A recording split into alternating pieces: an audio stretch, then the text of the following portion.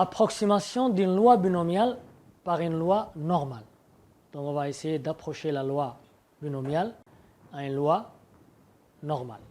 On essaie de bouger ensemble, donc essayer de voir un peu. Donc si la probabilité devient faible, on n'a pas quelque chose qui a de la forme d'une courbe. Donc là, c'est la loi binomiale. Donc j'essaie de déplacer un peu.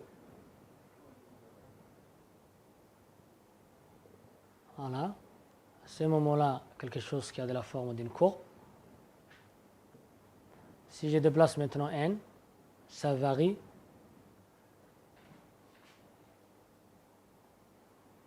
Regardez.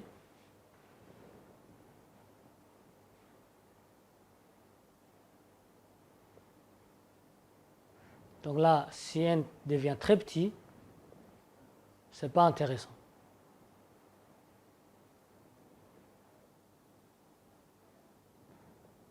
Par exemple, là, on a quelque chose de la forme d'une courbe. Bon, on va essayer de voir, elle est proche de quelle courbe. Donc si maintenant, on essaie de bouger la courbe de la loi normale, regardez,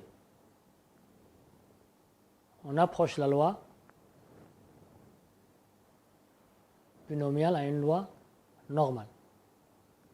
Donc qu'est-ce que vous remarquez ici? On a à peu près la même forme. Mais donc E de x qui est égal à n fois p, c'est 84, c'est-à-dire 200 fois 0,42, c'est 84. Et si on calcule sigma, en utilisant la loi binomiale, on obtient 6,98. Donc qu'est-ce que vous remarquez? E de x égale à 84, c'est mu. Et l'autre, c'est très proche de sigma de la loi normale, qui est égale à 7. Approximation d'une loi binomiale par une loi normale. Donc c'est ce qu'on avait vu maintenant avec l'animation. Donc lorsque les conditions n supérieures ou égales à 30, np supérieur ou égal à 5, n facteur de 1 moins p supérieur ou égal à 5 sont vérifiés, on peut, d'après le théorème de Moivre-Laplace, approximer la loi binomiale np par la loi normale mu sigma carré. Donc mu, ce sera égal à np, et sigma, ce sera racine de np facteur de 1 moins p. On fait ensemble maintenant cet exercice. On lance 300 fois un dé tétraédrique non triqué. On note x est la variable aléatoire, indiquant le nombre de 4 obtenus. Première question. Justifier que x suit une loi binomiale dont on précisera les paramètres. Deuxième question. Justifier que cette loi binomiale peut être approchée par une loi normale n mu sigma carré dont on donnera les paramètres. Troisième question.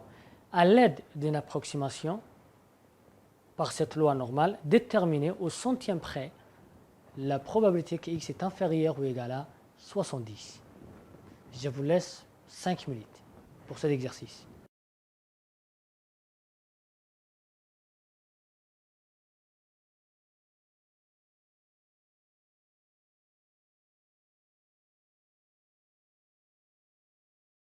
Donc comme on avait un dé tétraédrique qui avait 4 faces, donc P égale à 1 quart. 1 quart c'est quoi? C'est 0,25. Donc n égale à 300 et P égale 0,25. Deuxième question, on a n égale à 300, NP 75, donc c'est 300 fois 0,25, ce qui donne 75. N facteur de 1 moins P, c'est 225. Les trois conditions sont vérifiées.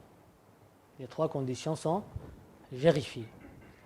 Donc, d'après le théorème de Moivre-Laplace, on peut approximer la loi binomiale NP par la loi normale mu sigma carré avec mu égale n fois p, donc ce sera 75, Et sigma, en utilisant la formule, on aura racine de 300 fois sigma égale racine de NP facteur de 1 moins P, c'est-à-dire racine de 300 fois 0,25 fois 0,75 qui est égal à 7,5. Donc mu égale à 75 et sigma égale 7,5. Qu'est-ce qu'on a fait? On avait une loi binomiale. Des paramètres n égale à 300 et p égale à 0,25. On a approché cette loi à une loi normale. Donc par une loi normale. Des paramètres mu égale à 75, sigma égale 7,5. Question 3. Calculer la probabilité que x est inférieur à 70. X inférieur à 70, x était la loi binomiale. On avait approximé à cette loi à une loi normale. Donc, b de x inférieur ou égal à 70 est équivalent ou environ égal à b de y inférieur ou égal à 70. Y, c'est quoi? C'est la variable aléatoire qui suit la loi normale, mu sigma carré, c'est-à-dire 75, 7,5 au carré. Donc, b de y inférieur ou égal à 70 est égal à, on a plutôt b de y inférieur ou égal à 70 qui est égal à 0,25 en utilisant la calculatrice, on peut trouver, ce qu'on a déjà fait avec la calculatrice. Donc voilà, b de y inférieur à 70, donc le minimum, on ne l'a pas ici le minimum, donc on peut prendre au moins 1000. Y, donc là c'est inférieur à 70, donc le maximum, plutôt le upper c'est 70, on peut prendre 70. Sigma c'est 7,5, là on a sigma carré, donc c'est sigma 7,5, et mi égale 75.